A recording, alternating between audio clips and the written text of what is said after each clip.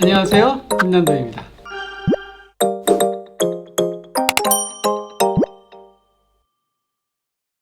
안녕하세요, 김난도입니다. 반갑습니다.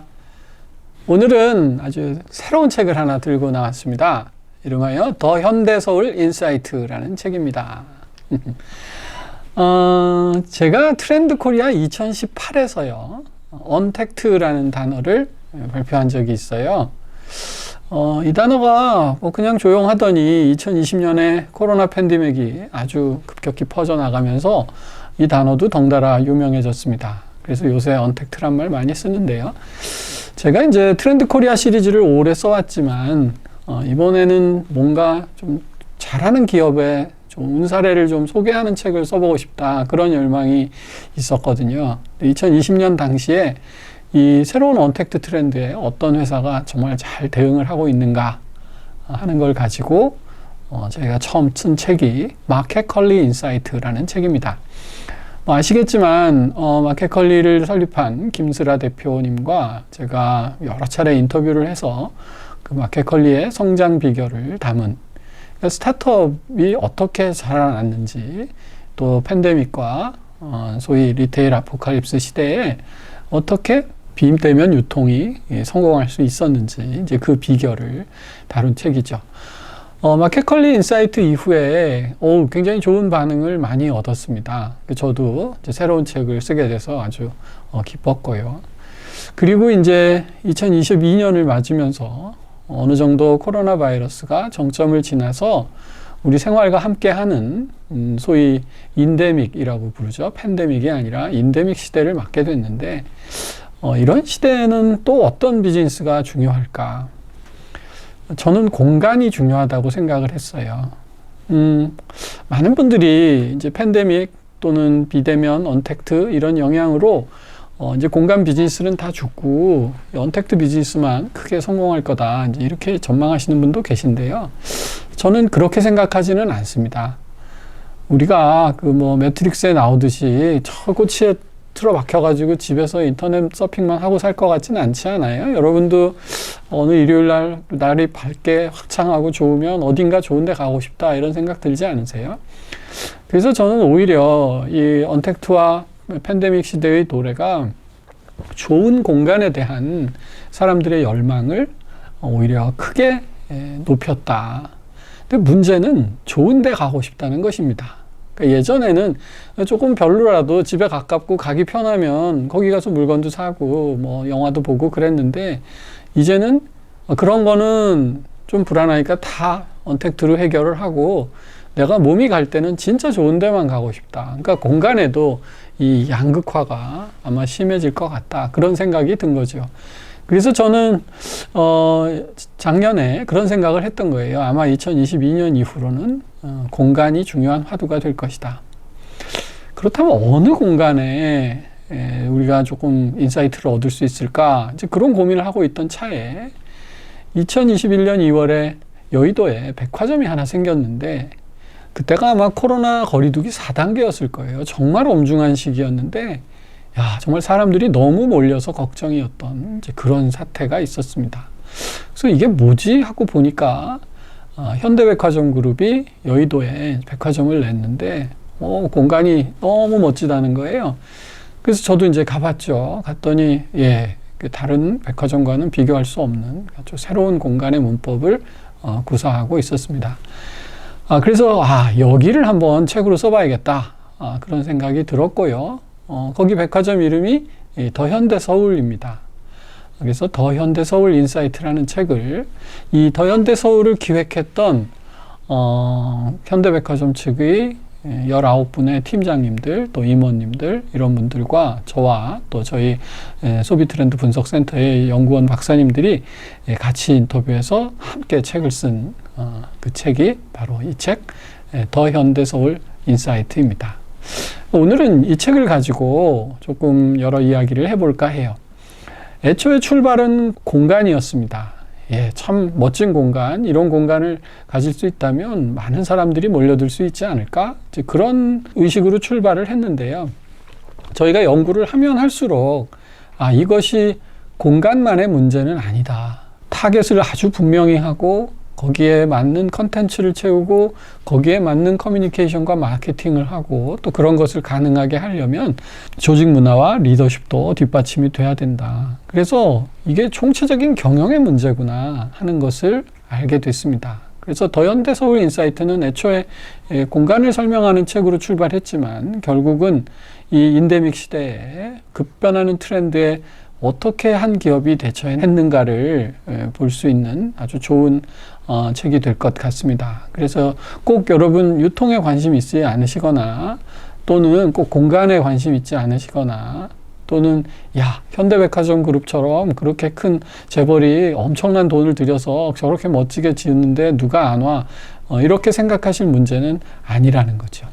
그래서 이 엔데믹 시대의 새로운 경영의 문법, 이것을 제가 더 현대서울 인사이트를 가지고 한번 이야기해 보도록 하겠습니다.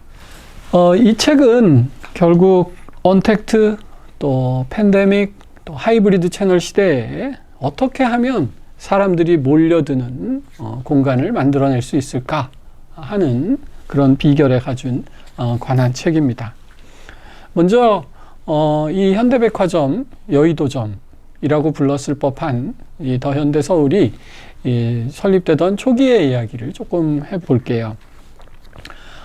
거기 땅은 여러분 가보시면 옛날 MBC 방송국 있던 자리, 또 이쪽으로는 LG 쌍둥이 빌딩 있고 이제 한 그 틈에 IFC몰 그 중간에 있는 땅입니다. 거기를 한 2019년, 20년쯤에 가보신 분들은 그 위에서 보면요.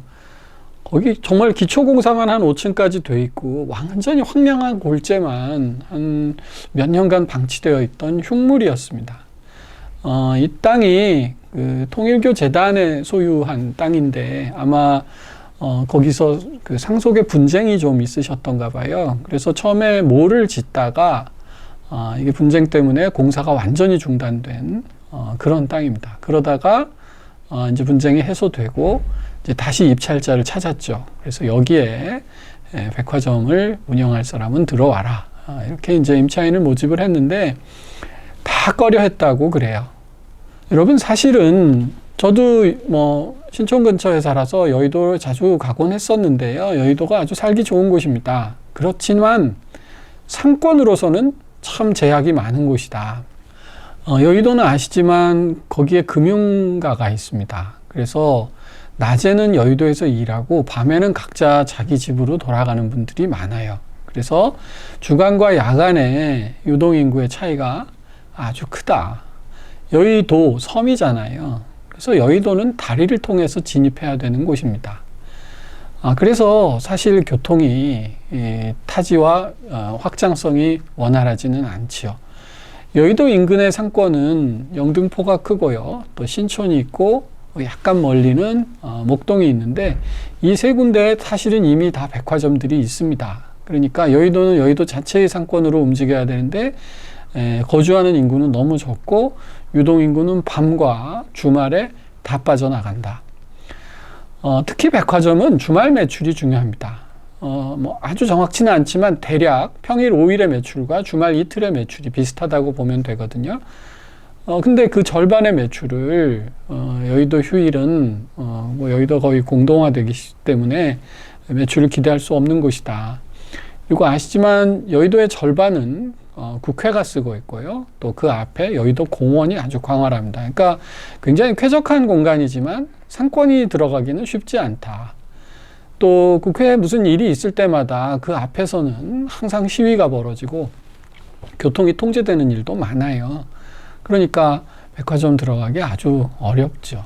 1980년 12월에 한 7,500평이라는 당시로서는 꽤 큰 규모로 여의도 백화점이라는 곳이 문을 열었어요. 그래서 이제 여의도 분들이 아주 기대가 많았는데 이곳은 몇 년 되지 않아서 문을 닫았습니다. 그리고 지금은 여백이라는 이름으로 뭐 인근에 맛집들이 많이 들어가 있는 그냥 상가가 됐죠. 이게 저는 그렇게 생각합니다. 경영을 여기가 잘못했다기보다는 이 여의도라는 상권이 가지고 있는 본질적인 한계 때문이다. 지금까지 말씀드린 여러 한계가 겹쳐 있었는데 거기에 백화점을 새로 낸다는 것이 사실 굉장히 부담스러운 것이죠. 저희가 실제로 현대백화점 측 팀장님들하고 인터뷰했을 때 그런 말씀하신 분이 계셨어요. 거기는 다 망한다고 했어요. 거기다 백화점 열면 큰일 난다고 했어요. 그랬던 것이죠. 그래서 고민이 많던 곳이었고, 아마 저는 다른 경쟁사들도 입주를 염두에 뒀을 거라고 생각하는데, 지금 말씀드린 여러 이유로 아마 개점하지 않는 것이 더 이득이겠다, 이제 이런 판단을 내려졌을지 모르죠. 그런데 현대백화점 측이 용기를 내서 여기에 백화점을 내기로 결정을 합니다. 이 당시에 우리 임직원들이 새로운 시도와 또 학습을 할 수 있는 기회를 만들어 봅시다 하는 최고 경영자의 위중이 반영된 것이라고 합니다. 사실 백화점을 내기로 했을 때 또 문제가 있습니다. 더현대서울 바로 옆에는 IFC 몰이라는 몰이 있어요. 이 몰은 굉장히 가보시면 알지만 현대적이고 멋진 몰입니다. 보통 백화점이 들어가기 위해서는 집객, 사람을 모아야 하거든요. 제일 좋은 게 극장입니다. 그래서 보통 백화점들이 7, 8층에 멀티플렉스 극장을 함께 갖고 있는 경우가 되게 많죠. 두 번째로 중요한 게 대형 서점입니다. 그래서 교보나 영품 같은 이제 큰 서점을 가지고 있죠.